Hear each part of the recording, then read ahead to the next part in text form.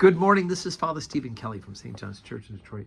We're continuing our series of daily morning meditations, where we generally look at one or another of the lessons that are assigned for morning or evening prayer, what is known as the daily office lectionary. And today is Monday, and it is Christmas Eve, right? It's the eve of Christmas Eve.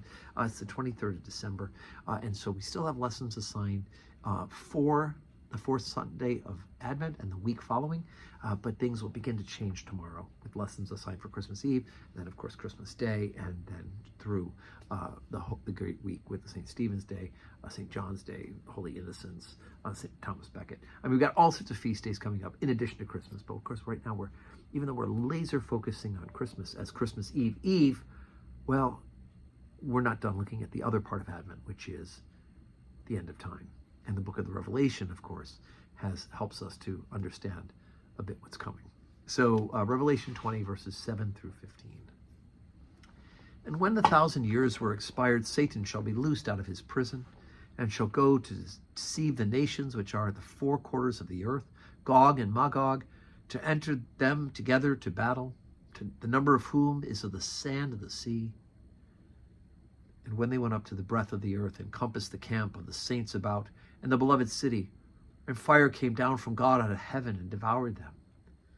And the devil that deceived them was cast into the lake of fire and brimstone, where the beast and the false prophet are, and shall be tormented day and night forever and ever. And I saw a great white throne, and him that sat on it, from whose face the earth and the heaven fled away, and there was found no place for them. And I saw the dead, small and great, stand before God, and the books were opened, and another book was opened, which is the book of life. And the dead were judged out of those things which were written in the books according to their works. And the sea gave up the dead which were in it, and death and hell delivered up the dead which were in them, and they were judged every man according to their works. And death and hell were cast into the lake of fire. This is the second death.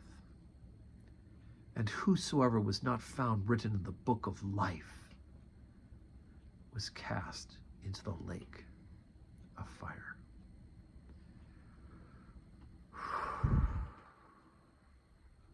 I know we want to focus on the good stuff, right? We want to focus on the babe in the manger. That's coming up. We want to focus about the shepherds, right? And the angels. That's coming up for Christmas. But we can't ignore the reality that there will be a judgment at the end of time. And by God's grace and mercy, we can be found worthy. By grace through faith, we have been saved. And if we are trying to live that faith, those works, even if we fail, even if we are not fully holy, right? Blessed are the pure in heart, for they shall see God. Very few of us will end up at that point. But we continue to plead God's mercy. God's mercy is the only way that we get the gift of eternal life.